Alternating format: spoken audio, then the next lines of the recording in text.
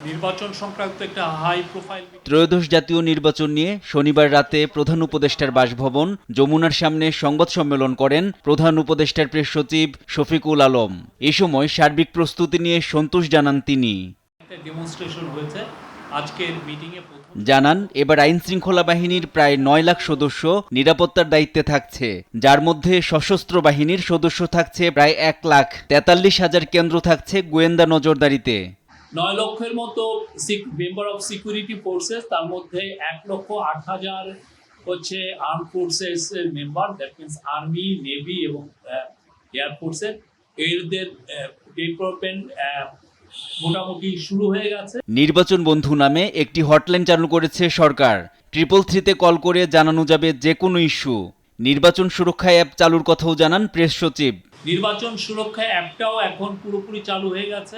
নির্বাচন সংক্রান্ত কোনো কমপ্লেন, কোনো অ্যালার্ট, কোনো অভিযোগ, যে কোনো ধরনের ইনফরমেশন আপনারা এই ফোন 833-তে ফোন করে আপনারা জানতে পারবেন। সুষ্ঠুভাবে ভোট গ্রহণে এরই মধ্যে ৮০% সিসি ক্যামেরা বসানো হয়েছে জানিয়ে তিনি বলেন, ভোট সুষ্ঠু করতে তৎপর সরকার।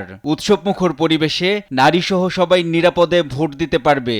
সিসিটিভির 80% অলরেডি ইনস্টল করা হয়েছে, আর বডি অন ক্যামেরার 25,700 অলরেডি ইনস্টল করার প্রায় শেষ। নারীরা আনন্দের সাথে ভোট দিবেন, পুরো পরিবার একসাথে ভোট উৎসবে যোগ দিবে। পাশা নামে বিতর্কিত পর্যবেক্ষক সংস্থাকে কোনো দায়িত্ব দেয়া হচ্ছে না বলেও জানান প্রেস সচিব।